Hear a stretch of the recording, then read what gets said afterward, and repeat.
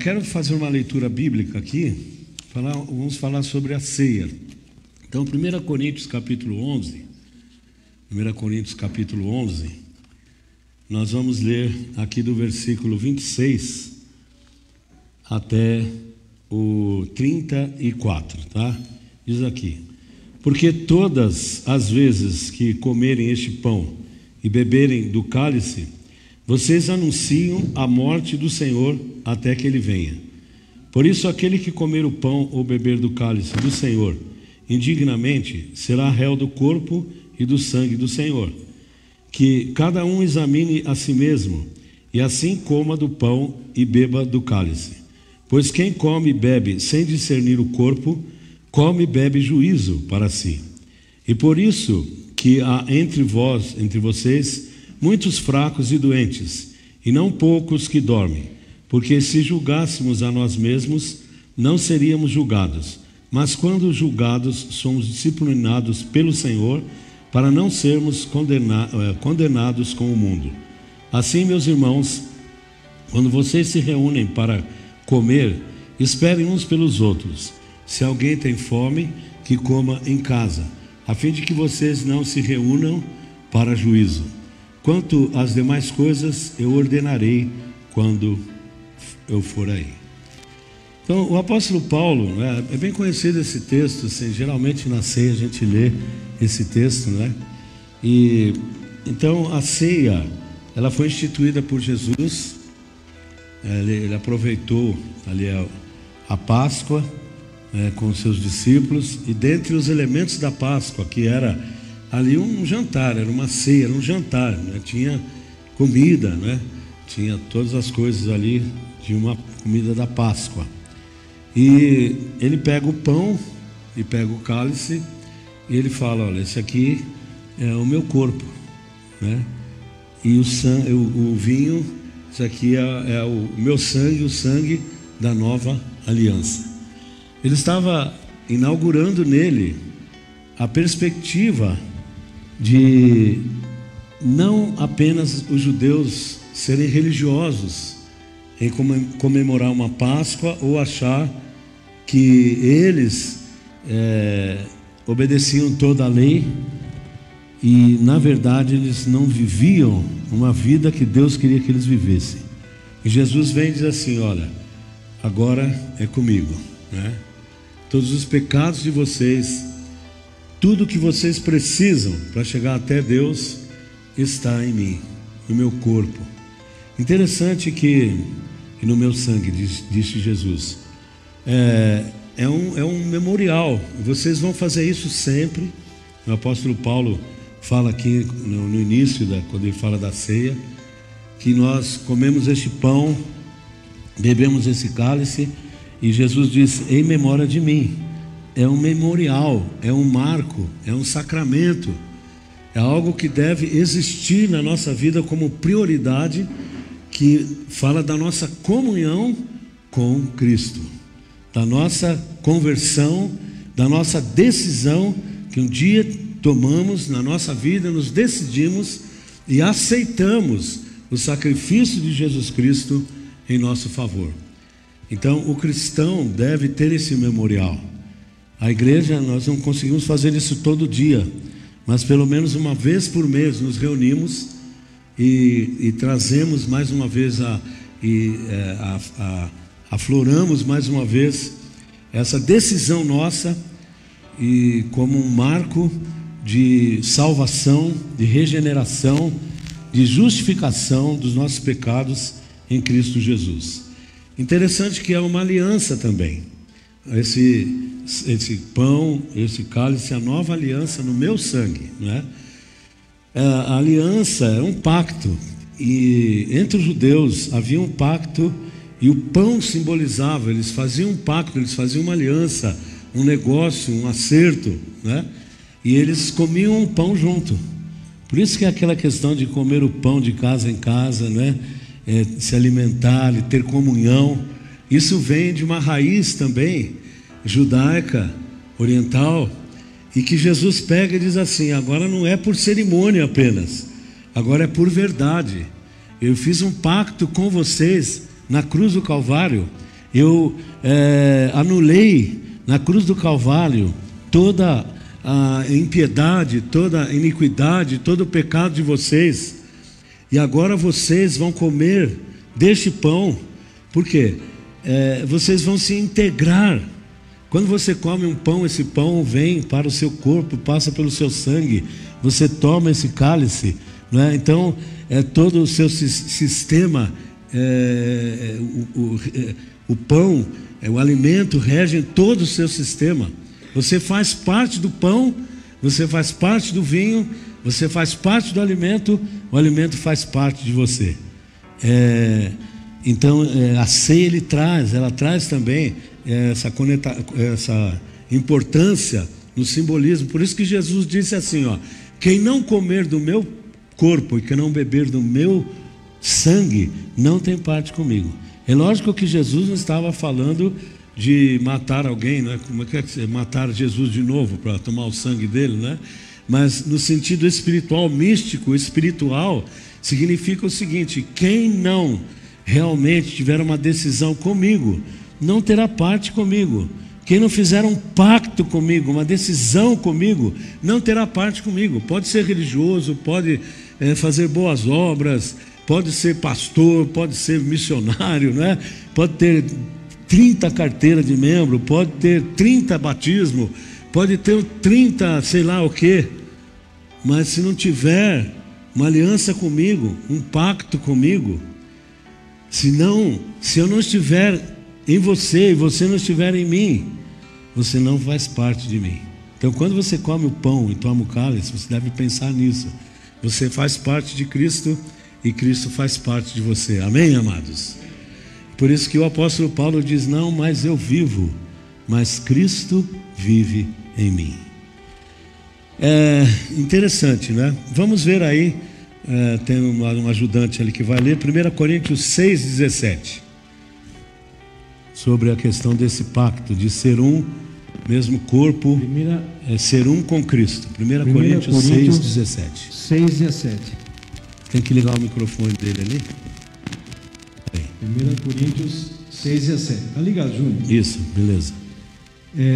Diz o seguinte: vocês não sabem, mas aquele que se une ao Senhor é um espírito com Ele.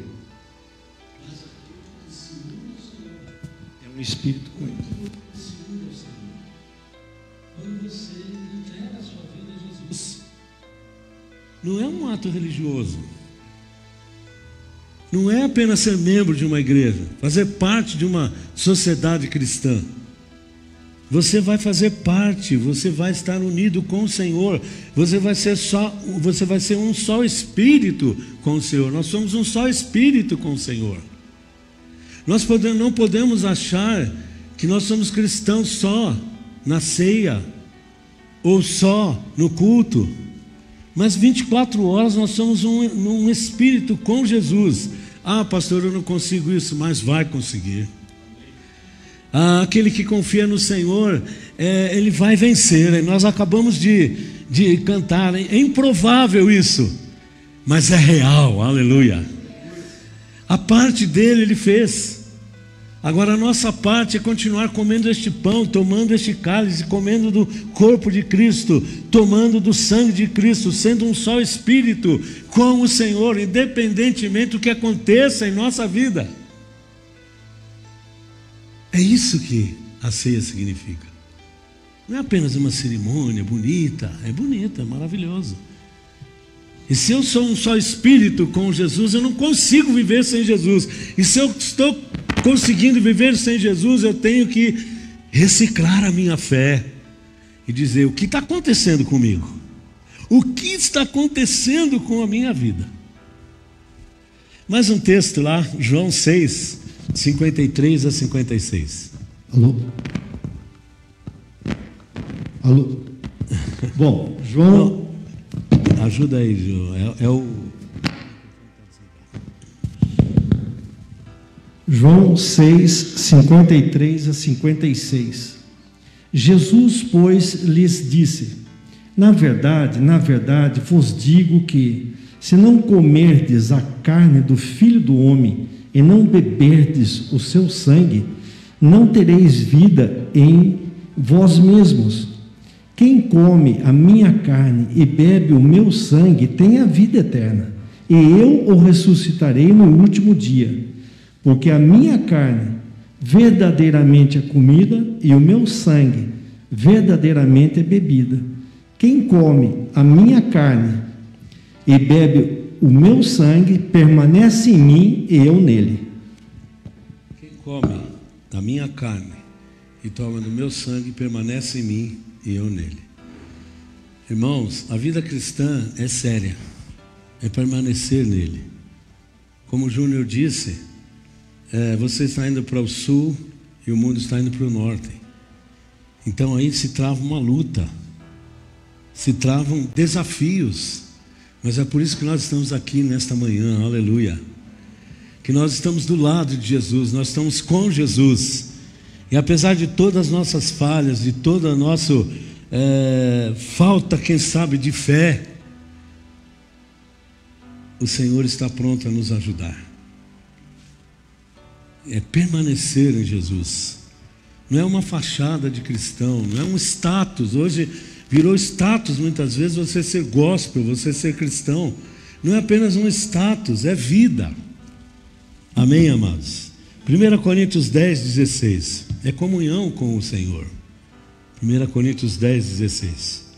Na verdade, não é verdade que o cálice da bênção que abençoamos é uma participação no sangue de Cristo, e que o pão que partimos é uma participação no corpo de Cristo? Então, o pão que partimos, o cálice que tomamos é uma participação no corpo de Cristo. Não é assim, uma chegada e saída. Fiz o meu compromisso, né? Fui lá para a ceia. É uma participação, é contínuo, é vida. Amém, amados? É vida, é cadência, é confessando, é confiando, é santificação, é crescendo na presença do Senhor, é renúncia de muita coisa. Então é o cálice da bênção.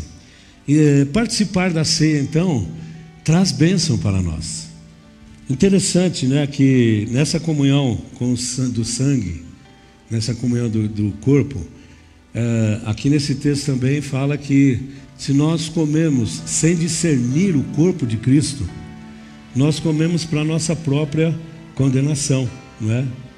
Vamos ler aí, 1 Coríntios 11, 27 a 32. Portanto, por favor. Todo aquele que comer o pão ou beber o cálice do Senhor indignamente, será culpado de pecar contra o corpo e o sangue do Senhor. Examine-se o homem a si mesmo, e então coma do pão e beba do cálice. Pois quem come e bebe sem discernir o corpo do Senhor, come e bebe para a sua própria condenação. Por isso, há entre vocês muitos fracos e doentes, e vários já dormiram. Mas se nós nos examinássemos a nós mesmos, não receberíamos o juízo.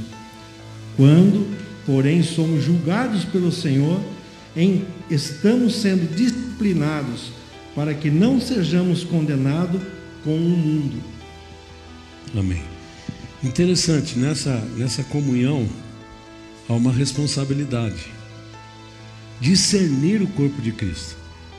O que é discernir o corpo de Cristo?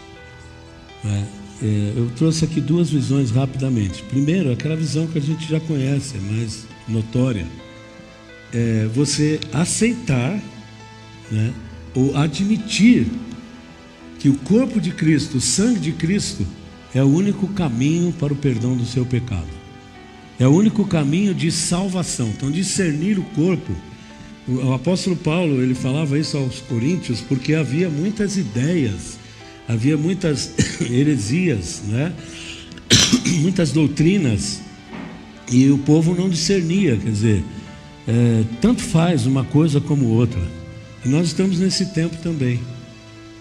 No mesmo tempo de Paulo, as pessoas estão indo para a igreja muitas vezes por uma questão de medo do inferno, uma questão de ter quem sabe um lugar bom onde se fala boas coisas, mas não estão discernindo o corpo de Cristo. Isto é, não compreenderam ainda o que Cristo fez na cruz do Calvário, não compreenderam o sacrifício de Cristo. Muitas pessoas vão às igrejas querendo uma cura, querendo uma libertação, querendo uma prosperidade de vida, e elas não permanecem se isso não acontecer. Por quê? Porque elas não discerniram o corpo de Cristo, elas não comeram da carne de Cristo, elas não beberam do sangue de Cristo, elas não se fizeram um só espírito com Jesus Cristo. E nós queremos sempre algo de Deus, mas não queremos participar da natureza de Deus em nós. Por isso, discernir o corpo de Cristo, em primeiro lugar, é isso, né? É você discernir a sua fé. A sua fé é aquilo que Jesus falou na Bíblia, ou a sua fé é aquela que você escolheu? Discernir o corpo de Cristo é discernir a fé.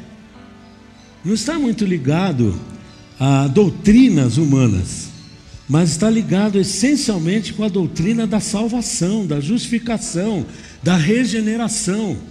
Não está ligado à cura divina, não está ligado a milagres. Essa fé existe, mas se não houver o discernimento do corpo de Cristo, essa fé pode decepcionar. Nem tudo que você ora, você vai ter uma resposta como você quer. Deus responde todas as orações como Ele quer. Mas se você não está firmado na rocha, se você não está firmado nele, se nós não estamos sendo um corpo com Ele, aí a casa vai cair. Por quê? A nossa fé estará baseada na areia. Vem a tempestade e a casa cai. Mas se estiver baseado no corpo e no sangue de Cristo, no sacrifício de Cristo, está baseado, está firmado a nossa construção espiritual na rocha. E vem a tempestade, vem o que vier, Ele é o nosso Salvador, Ele é o Senhor da nossa vida. Então, discernir o corpo de Cristo.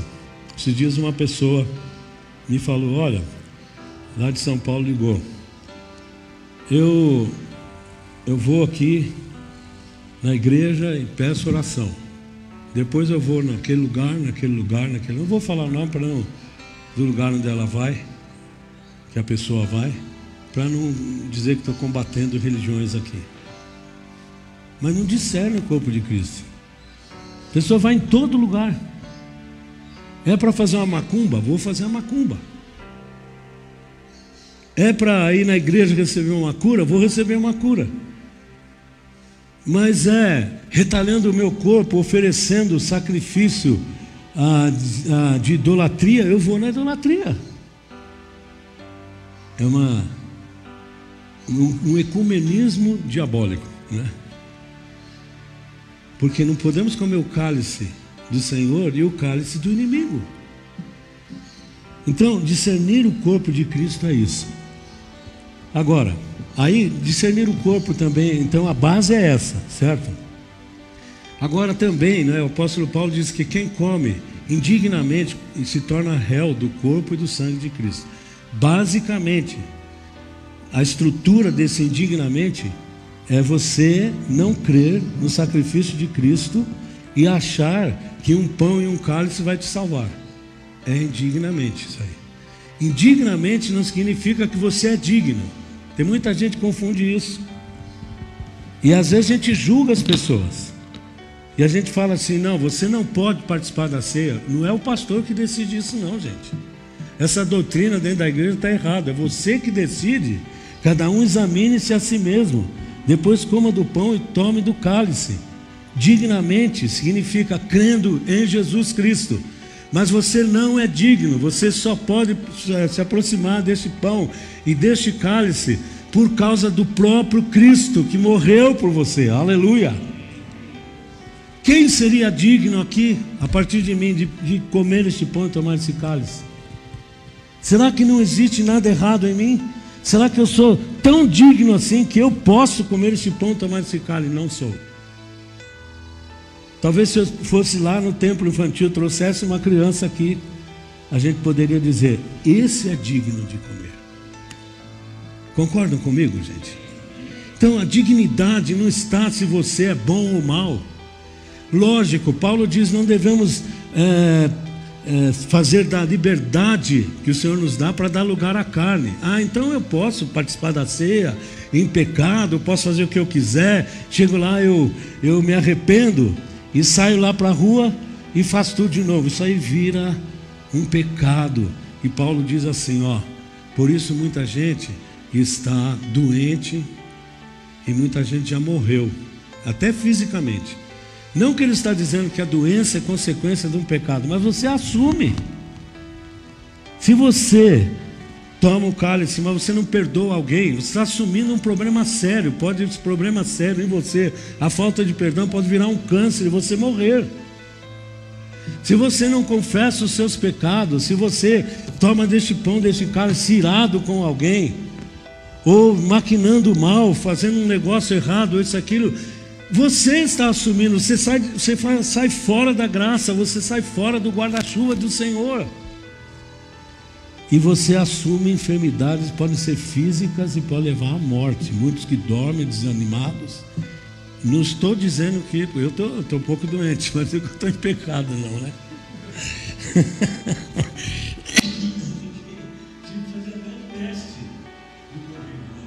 Fica tranquilo, tá? Deu negativo, tudo negativo, né? Então, sabe, esse negócio, você cortou o cabelo, você está indigno. Você raspou a sobrancelha, está indigno. Pastor usou barba, né? Fui pregar uma vez numa igreja, não deixaram eu entrar porque eu estava de barba. E agora não dá para tirar a barba, né? Então, indigno, não é isso. Indigno é você realmente pisar sobre o sangue de Cristo. Agora, quem é digno? Ninguém. Por isso o irmão vai ler lá 1 João 10, 1 João 1,9, desculpe. 1 João 1,9. Se confessarmos os nossos pecados, Ele é fiel e justo para perdoar os nossos pecados e nos purificar de toda injustiça. Interessante que João fala de pecados no plural. Se confessarmos os nossos pecados, é aquele pecado do dia a dia. Quem não pecou essa semana? Levante a mão.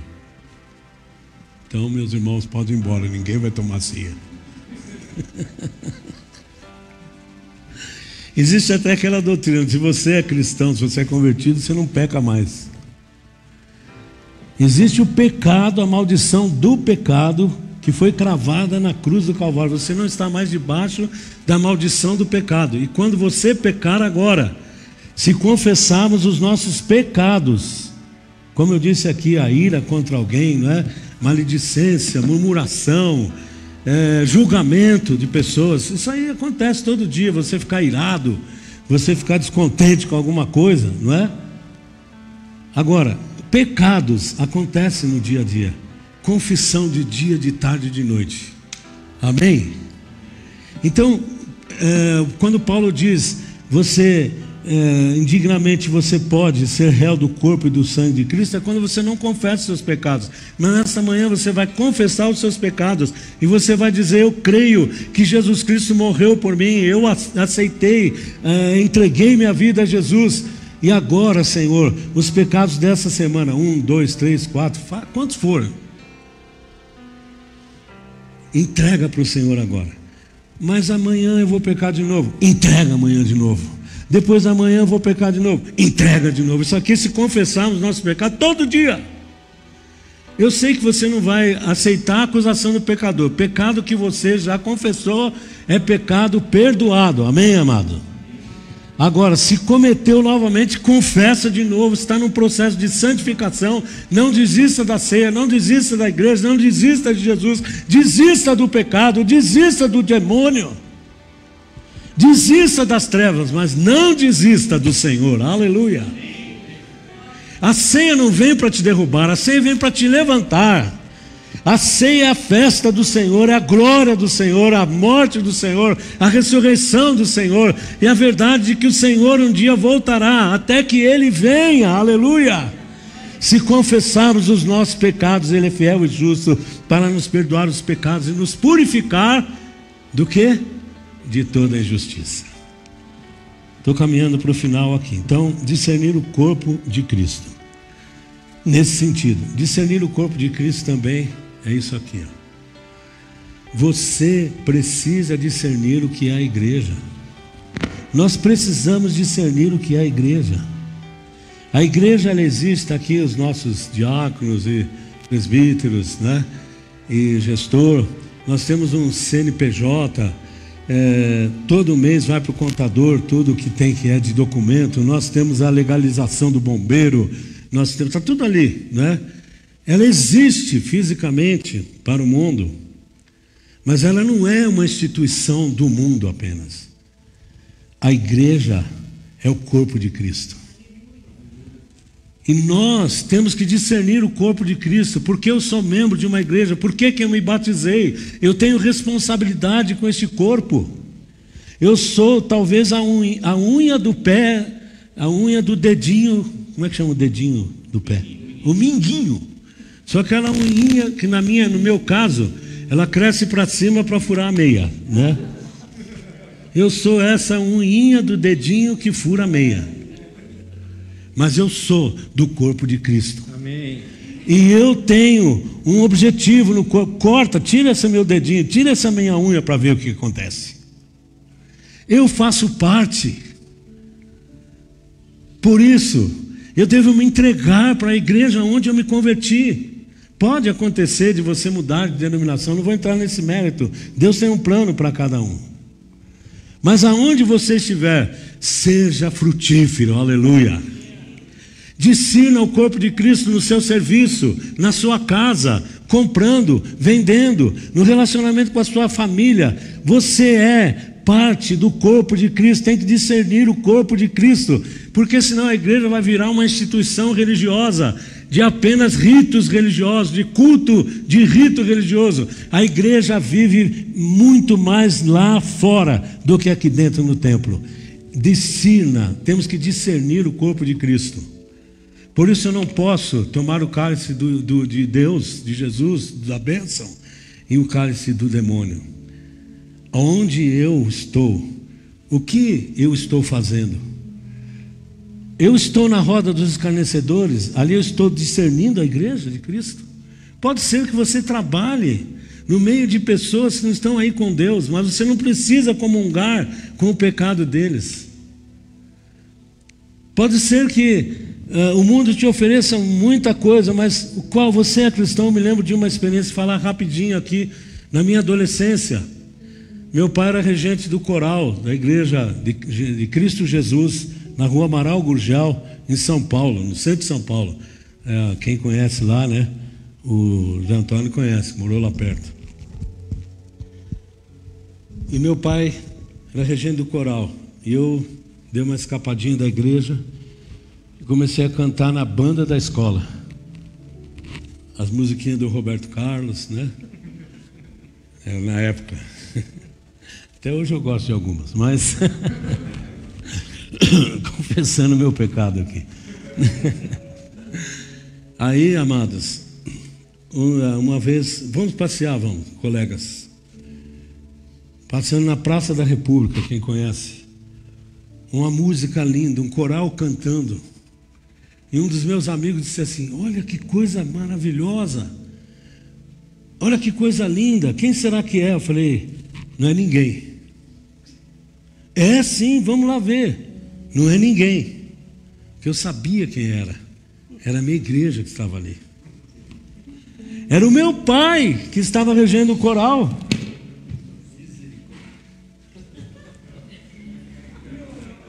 Piorou. Mas eu não estava discernindo o corpo de Cristo. Eu não estava discernindo o corpo de Cristo. Para mim tanto fazia.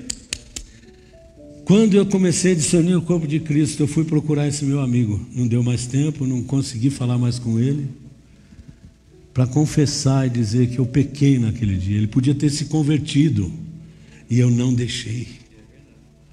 Eu não deixei, já pedi perdão porque eu não consegui mais falar com ele. Era um amigo de escola. Sabe, nós temos que discernir o corpo de Cristo. Não é só aqui dentro da igreja não, do templo. É onde nós vivemos, discernir o corpo de Cristo onde nós estamos. Sabe, eu não vou ter tempo, não vamos ter tempo de ler esses textos agora, mas vai ficar na live. José Antônio, me perdoe, tá? 1 Coríntios 12, você vai ler lá, fala sobre os membros do corpo de Cristo, todos ajustados, todos juntos, né? Efésios 1, 22 e 23 também fala. E eu vou sintetizar aqui dizendo o seguinte: quando você discerne o corpo de Cristo, você se enquadra naquela palavra, quando os discípulos se lembraram de um salmo: o zelo pela tua casa me consome. Você tem zelo, você não quer escandalizar ninguém, como eu escandalizei o meu amigo lá naquele dia. Você não quer que ninguém se tropece por causa de você. Você mantém o seu testemunho onde você vive, onde você mora. Por amor a Cristo, você se quebranta, você se humilha, você chora, você berra diante de Deus e diz: Senhor, mas não é isso, a minha carne está se inclinando para isso, mas eu não quero viver assim. Eu quero ter zelo pela tua casa. Testemunho, cooperação. Por que você deve cooperar com a igreja? Ser cooperador com a igreja. Você chega na igreja e vê alguma coisa que não está bem. No que eu posso cooperar? No sentido material, no sentido espiritual. Quando você discerne o corpo de Cristo, você não tem dificuldade de entregar seu dízimo, nem sua oferta, porque você sabe que não é para o pastor, que não é para a igreja no sentido apenas de instituição. É para a casa do Senhor, que é chamada casa de oração para todos os povos, aleluia. É o corpo de Cristo, e você quer ver o corpo de Cristo sadio. Depende da sua oração, depende da sua intercessão, depende do seu testemunho, depende da sua cooperação.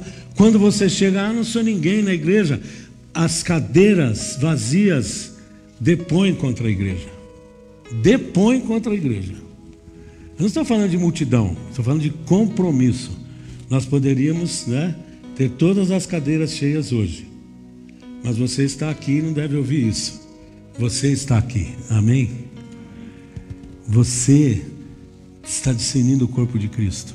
Não estou dizendo que fidelidade, Não estou dizendo que quem não veio, por exemplo, a Denise não pôde vir. Tem doentes, E não está doente porque está em pecado também,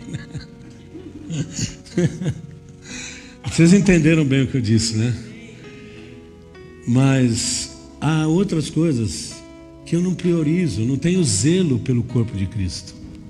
Qualquer compromisso me tira do culto. Qualquer compromisso já eu largo o meu ministério e deixo para lá.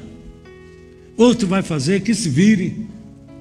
Até para sair da denominação que você está, até para sair de uma igreja, você tem que sair bem. Você tem que ter zelo pela igreja que ficou e abençoar a igreja onde você saiu. Eu saí já da igreja pentecostal, fui para a Presbiteriana Independente. Para a Presbiteriana Independente fui para a Presbiteriana Renovada. Da Presbiteriana Renovada eu estou na El Shaddai há 35 a 36 anos. Mas eu saí bem. Até nisso você tem que ter zelo. Não fala mal da igreja. Não fala mal dos pastores. O pastor falando de tal, do chapéu, desse, daquele, é dinheiro. Não fala mal, o problema é deles. Cada um examine a si mesmo, zele pelo corpo de Cristo. Eu sou contrário aos pastores que ficam na televisão metendo pau em outros pastores. Não faça isso. Abençoe a igreja. Amém, amado? Cada um a si mesmo. Coma do pão e tome do cálice. Amém? Terminei. Você tem o cálice, tem o pão. Você vai abrir aí agora. Vai olhar para isso. Enquanto virar um louvor com música, não é? E você vai, se houver pecado, confesse. Mas tome a ceia. A Bíblia não diz que só os batizados podem participar da ceia, mas a Bíblia diz que tem que haver discernimento do corpo. Se você acredita e crê que Jesus é o único caminho, aqui ou em casa, que está com a gente, poderão participar da ceia. Se você vê que há algum pecado, confesse agora. Deixe isso, largue isso, e o Senhor te abençoará. Amém? Então é com você. Examine-se cada um a si mesmo. Aleluia. Depois, no momento certo, eu peço para você comer o pão e tomar o cálice.